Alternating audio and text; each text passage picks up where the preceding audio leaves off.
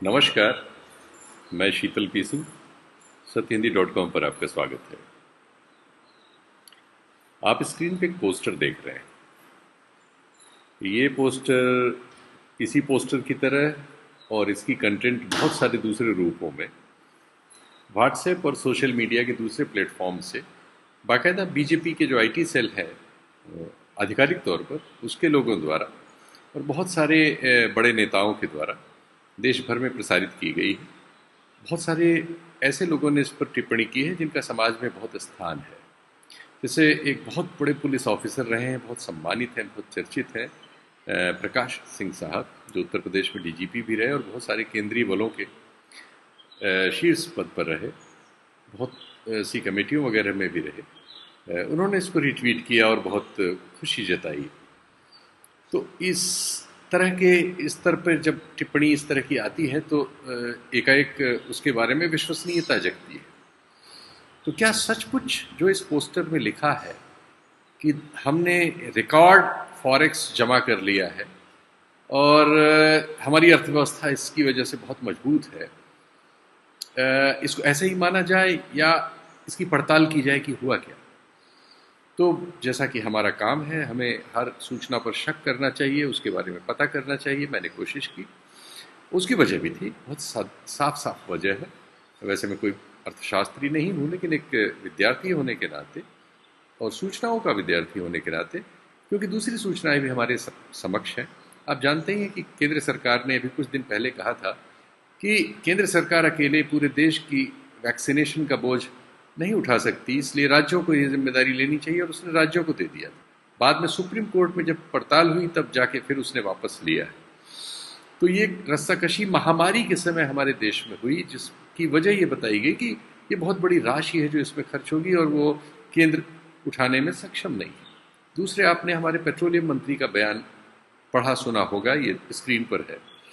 इसमें वो कह रहे हैं कि हमारी जो खजाने की हालत है वो ऐसी नहीं है कि हम पेट्रोल और डीजल को सस्ता कर सकें या इसके दाम घटा सकें या इसके दाम बढ़ने से रोक सकें। आप जानते ही हैं कि डीजल, पेट्रोल और गैस के दाम रिकॉर्ड ऊंचाइयों पर हैं। इतने महंगे भारत में वो कभी नहीं बिके, और वो भी तब जब क्रूड ऑयल के दाम तुलनात्मक रूप में जो यूपीए की दो बार की सरकारें थी, उनकी तुलना में बहुत ज़्यादा नीचे है। तो ये जो अंतर्विरोध है। तीसरे, हमारे जो और इंडिकेटर्स हैं कि हमारा निर्यात कितना बढ़ा, अगर बढ़ा, जो नहीं बढ़ा, उसके सारे आंकड़े हमारे नकारात्मक हैं। अर्थव्यवस्था की हालत क्या है? हम लगातार पा रहे हैं कि 2016 से अर्थव्यवस्था लगातार नीचे की ओर जा रही है, और पिछले वर्ष कोरोना के कारण ये कहा गया, लेकिन वैसे तो नीचे ही जा रही थी, वो माइनस में चली गई है। और दुनिया के बहुत निर्बल देशों की जो सूचकांक है उस तरह से है, यानी बांग्लादेश, पाकिस्तान और भूटान टाइप देश, नेपाल ओपाल भी हमसे बेहतर हालत में है, बांग्लादेश तो बहुत बेहतर हालत में है।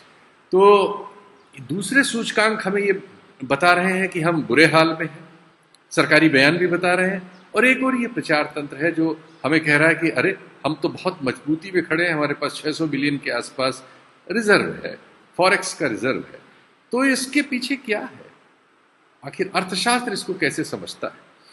तो इस मामले में हमने एक बहुत विशेषज्ञ जो जवाहरलाल नेहरू विश्वविद्यालय में पढ़ाते हैं, जितेंद्र उत्तम, उत्तर प्रदेश मूल के हैं, और ये varieties of capitalism in Asia के विशेषज्ञ हैं।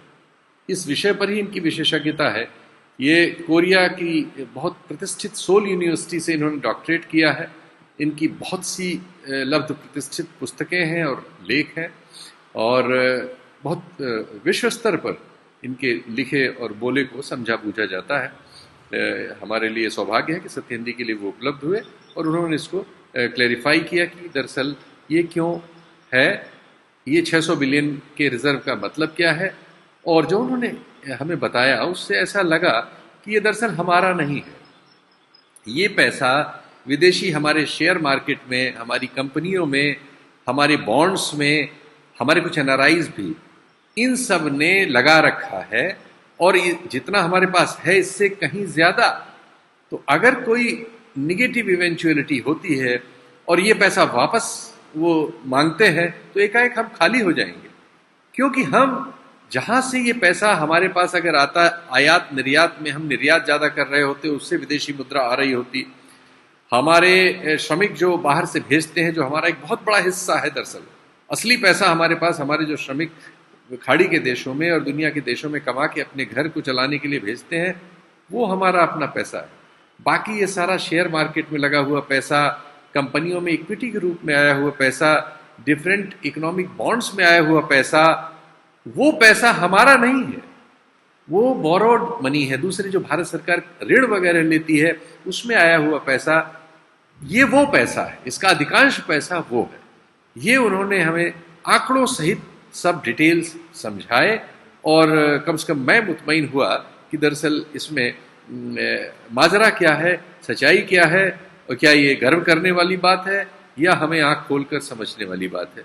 आप भी उनसे बातचीत सुनिए।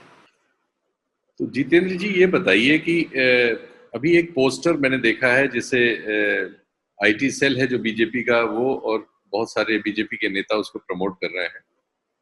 उसमें ये बताया गया है कि भारत का फॉरेक्स जो है वो रिकॉर्ड ऊंचाई पे है और ये हमारी एक आर्थिक तरक्की का एक सिंबल है, ये कहने की उसमें कोशिश है उस पोस्टर में। चूंकि मैं अर्थशास्त्री नहीं हूं और मुझे इसका कोई तजर्बा नहीं है, मैं दूसरे आंकड़े देखता हूं जिनमें देश के जो कर्ज का प्रतिशत है आईएमएफ के अनुसार वो 90% से ज्यादा है जीडीपी के बरक्स। और मैं देखता हूं कि अभी वैक्सीन खरीदने के नाम पे केंद्र सरकार अपनी जिम्मेदारी राज्यों को सौंप रही थी। मैं एक तीसरी चीज देखता हूं कि पेट्रोलियम मिनिस्टर बयान देते हैं कि हमारे पास फंड्स की शॉर्टेज है, इसलिए हमें ये पेट्रोलियम के दाम ऊंचे रखने पड़ेंगे। और तीसरे मैं देखता हूं कि हमारे जो विकास दर का आंकड़ा है वो माइनस में है, कोरोना के काल में जो बहुत ज्यादा माइनस में है। तो ये मुझे कुछ समझ में नहीं आता कि ऐसा कैसे है कि हमारी एक और डिफरेंट पैरामीटर्स तो हमें बहुत परेशानी में दिखाते हैं, लेकिन एक कोई पैरामीटर इस तरह से दिखा रहा है कि जैसे हम बहुत सफलता प्राप्त कर रहे हैं आर्थिक क्षेत्र में। इसके पीछे क्या है, ये एग्जैक्टली है क्या, ये समझाइए जरा हमारे दर्शकों को, क्योंकि कंफ्यूजन हो रहा है इससे।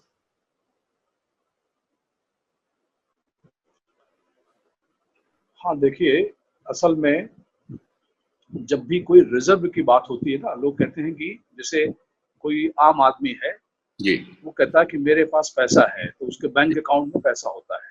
तो लोग क्या समझते हैं, एक आम आदमी ये समझता है कि रिजर्व बैंक के पास में इतना पैसा है।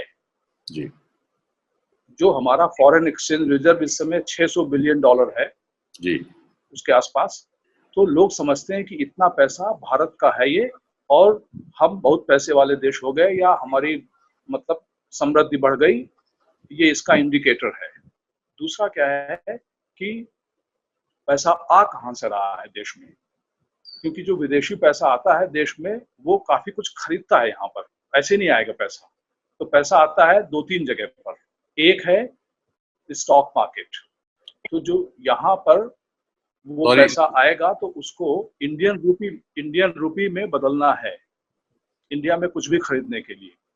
तो वो पैसा डॉलर में आता है, वो यहाँ पर बैंक के पास में जाकर के उसको रूपी में कन्वर्ट करता है आरबीआई।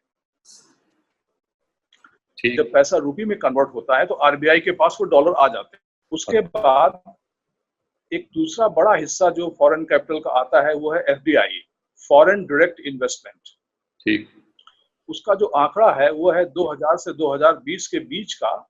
इसमें हिंदुस्तान में $214 बिलियन फॉरेन डायरेक्ट इन्वेस्टमेंट आया। ठीक, जब फॉरेन डायरेक्ट इन्वेस्टमेंट आता है तो वो भी कुछ कंपनियां ओन करता है। जैसे मान लो हिंदे मोटर्स है, तो Hyundai motors 100% owned by Korea, India से ओन नहीं है वो। तो ये 214 बिलियन जो आया है पैसा, ये हिंदुस्तान में कुछ ना कुछ ओन कर रहा है। उसके बाद तीसरा एक जगह है जहां पैसा आता है, उसको कहते हैं डेट मार्केट, और या तो बॉन्ड मार्केट। बॉन्ड मार्केट जो है उसमें फॉरेनर बहुत ज्यादा ओन नहीं करते हैं, पर 2.6% ओन करते हैं। ठीक, वो भी काफी बड़ा है हिस्सा।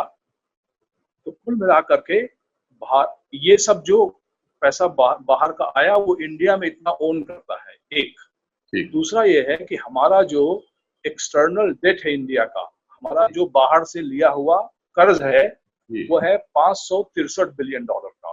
ठीक। और ये जो एक्सटर्नल डेट है उसके अगेंस्ट में अगर आप देखिए कि $600 बिलियन का आपका फॉरेन एक्सचेंज रिजर्व है, तो वो कोई ज्यादा नहीं है। ठीक। अच्छा, इसमें जो है एक काफी बड़ा कंटेंट है जो इंडिया में, जो आम आदमी को पता नहीं चलता है, वो है कि भारतवर्ष ने पहले भी एक एनआरआई बॉन्ड इशू किया था, इंडिया मिलेनियम डिपॉजिटरी बॉन्ड। इसमें आप समझिए हिंदुस्तान में इस समय बहुत कम इंटरेस्ट रेट होता है। इस बॉन्ड के अंतर्गत भारतवर्ष 8.5% पर एनम के हिसाब से डॉलर में इंटरेस्ट देता है। अच्छा, डॉलर में इंटरेस्ट दिया इसने कितना? 8. तो वो काफी, जो एनआरआई है 8.5%।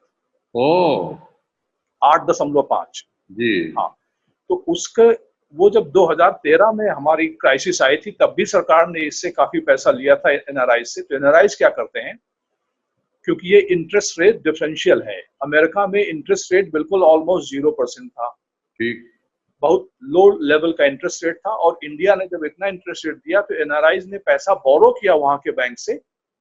मान लो 1 मिलियन बोरो करके डाल दिया इंडिया में, उसने बोरो किया 1% पर या आधा % पर, और 8.5% का इंटरेस्ट मिल रहा है उसको। तो बैठे बैठे पैसा कमा रहे थे लोग। तो उससे भी, हाँ, उससे भी बड़ी संख्या में, बड़ी मात्रा में पैसा इंडिया में आया। ठीक। तो ये जो फॉरेन एक्सचेंज रिजर्व है, ये सारे तमाम प्रकार की ये चीजें शो करता है। क्योंकि हमारा व्यापार घाटा, हमारा निर्यात कम है, और हमारा इंपोर्ट जो है, हमारा इंपोर्ट इतना ज्यादा है, ये जो घाटा है इसको पूरा करने के लिए भारत सरकार ने बहुत सारे रूल्स बदल दिए हैं कि जिससे विदेशी पैसा यहाँ लाए। ठीक। पर अगर किसी प्रकार भी इंडिया में कोई क्राइसिस आती है या बाहर इंटरेस्ट रेट बदलते हैं, तो पैसा वापस भी जा सकता है। जब पैसा वापस जाएगा तो यहाँ पर रूपी में डिप्रिसिएशन, रूपी के अवमूल्यन का खतरा बढ़ेगा काफी बड़ा। अच्छा। हाँ, और ये जो ये कोई इंडिकेटर नहीं है कि देश में बाहर से इतना पैसा आया तो इतने पैसे वाले आप हो गए। ये तो एक प्रकार का बोरोड प्रॉस्पेरिटी है। बाहर से पैसा इंडिया में है, अगर इंडिया की किसी भी न्यूज से या बाहर की किसी भी डेवलपमेंट से ये पैसा, ये मतलब माहौल थोड़ा सा नेगेटिव हो जाए इंडिया को लेकर के, तो ये पैसा जाता भी है बाहर। अच्छा, बड़ी तेजी से बाहर चला जाए। जैसे एशिया में जब क्राइसिस आई तो करीब 1-2 हफ्ते में $100 बिलियन पैसा बाहर चला गया 1997 में। तो भयानक क्राइसिस आ गई। कोरिया में बिल्कुल, इंडिया में न्यूज आ रही थी कोरिया कंगाल हो गया, इस टाइप से। क्यों? जब बाहर पैसा जाएगा तो वो लोकल करेंसी जो है उसको क्रैश करा देता है, उसको बहुत नीचे कर सकता है। इसलिए इसमें बहुत ज्यादा, कि ये बहुत बड़ी चीज है कि इंडिया में इतना फॉरेन एक्सचेंज रिजर्व है, ये हम मानने को तैयार नहीं है। दरअसल बाहर का पैसा इंडिया में इतना बड़ी मात्रा में है, और काफी बड़ी मात्रा में इंडिया को वो ओन करता है, कंपनी के रूप में, डेट के रूप में, तमाम प्रॉपर्टी के रूप में, तमाम प्राइवेट इक्विटी के रूप में। इंडिया को bit by bit, India is owned by many foreign companies, many foreign institutional investors. ये बात हमको ये इंडिकेट करता है, ये इंडिकेट नहीं करता है कि हमारी हेल्थ बहुत अच्छी है। हाँ, हमने बहुत सारे कानून बदल दिए हैं जिससे, और इंडिया में कॉर्पोरेट टैक्स भी कम किया है, बाहर वालों के लिए बड़ी सुविधाएं बढ़ाई गई है, उससे थोड़ा पैसा आया है। पर हमारा जो फंडामेंटल अर्थव्यवस्था, मतलब हमारी अर्थव्यवस्था के जो फंडामेंटल्स हैं, ये हमारा व्यापार कोरिया से है, जापान से है, क्योंकि हमारी मैन्युफैक्चरिंग कमजोर है। इसको ठीक करना बहुत जरूरी है। ये इंडिकेटर है केवल इस बात का कि बाहर का पैसा हमारे यहाँ इतना है। इन आंकड़ों के एक बार आप अगर फिर दोहरा देंगे तो हमारे दर्शकों के लिए आसान होगा, क्योंकि इंटरनेट में थोड़ा सा प्रॉब्लम्स थी। मुझे लगता है आपकी बहुत सारी बात जो बहुत काम की थी वो रिकॉर्ड नहीं हो पाई। एक बार फिर से इन आंकड़ों को जो आपने बताया एक बार दोहरा दें हमारे दर्शकों के लिए, कृपया। इन तीनों जगहों पर पहले जो है स्टॉक मार्केट में, हमारे देश के स्टॉक मार्केट का 20% हिस्सा, पहले 24 था, इधर थोड़ा सा क्राइसिस के कारण जो है ये करीब 20% हो गया है। 20% हिस्सा फॉरेनर ओन करते हैं। अच्छा। तो 20% करीब $600 बिलियन के आसपास पैसा है। अगर ये पैसा, इस पैसे का 10% चला जाए तो हमारा स्टॉक मार्केट गिर सकता है बहुत तेजी से। ठीक। दूसरा है एफडीआई। वैसे हम लोग उत्तर प्रदेश के हैं, तो एक बात बता देना चाहते हैं कि ये जो फॉरेन डायरेक्ट इन्वेस्टमेंट है, इसका 30% हिस्सा महाराष्ट्र में गया और यूपी में केवल 1% आया। अच्छा। अब इसके बाद बॉन्ड मार्केट में भी फॉरेनर का 2.6% पैसा लगा हुआ है। तो कुल मिलाकर के काफी बड़ी मात्रा में फॉरेन कैपिटल इंडिया में है और हमारा जो रिजर्व है, फॉरेन एक्सचेंज रिजर्व $600 बिलियन का, ये इसी बात को दर्शाता है कि कितना पैसा फॉरेनर का यहाँ पर है। क्योंकि अगर ये $600 बिलियन हमारा आता हमारे व्यापार फायदे से, एक्सपोर्ट करते ज्यादा इंपोर्ट करते कम, तब तो ठीक थी बात, पर ऐसा नहीं है। इंडिया में हर साल हम बहुत लंबे समय से इंडिया जो है उसको व्यापार घाटा, एक्सपोर्ट और इंपोर्ट में हम माइनस में चल रहे हैं बहुत लंबे समय से। ठीक। तो अब इसमें एक चीज है जो इंडिया को थोड़ा सा बचाए रखती है, वह है हमारे इंडियन जो भाई बंधु हैं बाहर जो रहते हैं, जो लोग मिडिल ईस्ट में हैं, तमाम जगह काम करते हैं, अपनी मेहनत की कमाई से वो पैसा अपने परिवार को भेजते हैं। वो दुनिया में जितना पैसा भेजा जाता है बाहर के श्रमिकों द्वारा अपने देश में, उसका 12% करीब 2020 में 68 बिलियन, $68 बिलियन पैसा वो भी आया इंडिया में, वो भी इसमें शामिल है। अच्छा। तो इस प्रकार, और एक मतलब जो पैसा बोरो करते हैं, जैसे इंडियन कंपनीज अपना बॉन्ड इशू कर सकते हैं, गवर्नमेंट ऑफ इंडिया ने NRI बॉन्ड इशू किया, वो पैसा भी, सारा पैसा जो देश में कुल जो पैसा आता है और जो पैसा जाता है देश से बाहर, उसका जो अंतर है वो फॉरेन एक्सचेंज रिजर्व में है। और इसमें बहुत सारी चीजें, बहुत सारे वेरिएबल हैं, बहुत सारे फैक्टर हैं कि जो ये तय करते हैं कि कितना पैसा देश में आ रहा है, कितना पैसा देश में जा रहा है। जो पैसा देश में आ रहा है वो कैसे आ रहा है, वो बोरो किया हुआ पैसा है, मतलब उधार लिया हुआ पैसा है, वो कैसा पैसा है, या हमारे व्यापारों में फायदा हुआ है उसका पैसा है। तो हिंदुस्तान की जो कहानी है अर्थव्यवस्था की, हमारा व्यापार घाटा हरदम से रहा है, पर हमको पैसा, हमारा जो रिजर्व है वो बढ़ रहा है। वो इसी बात को इंगित करता है कि हमारी अर्थव्यवस्था कमजोर है, पर बाहर वाले यहाँ ज्यादा खरीद रहे हैं इंडिया में, ये उस बात का इंडिकेटर है। संभवतः अब ये बात क्लियर हो गई होगी लोगों को, सब लोगों को, कि जो gross international foreign exchange reserve हमारा है, वो फॉरेन एक्सचेंज रिजर्व देश का पैसा नहीं है कि आप कभी भी खर्च कर लें, क्योंकि अगर ये पैसा खर्च कर दिया आपने तो जब फॉरेनर जाएगा तो उसको कहां से देंगे आप। ठीक। इसलिए फॉरेन एक्सचेंज रिजर्व सरकार रखती है कि अगर देश में कभी प्रेशर पड़े तो उस समय ये पैसा यूज किया जा सके। बहुत बहुत धन्यवाद जितेंद्र भाई, आपने बहुत अच्छा और तथ्यों के साथ इस विषय को समझा दिया, और मुझे उम्मीद है कि पाठकों को और जो दर्शक हैं इस कार्यक्रम के, उनको इससे एक बुनियादी जानकारी मिलेगी और वो इस तरह के जो भ्रम फैलाए जाते हैं प्रचारों के जरिए, उससे बचेंगे। धन्यवाद। सत्य हिंदी का ऐप डाउनलोड करें गूगल प्ले स्टोर पर।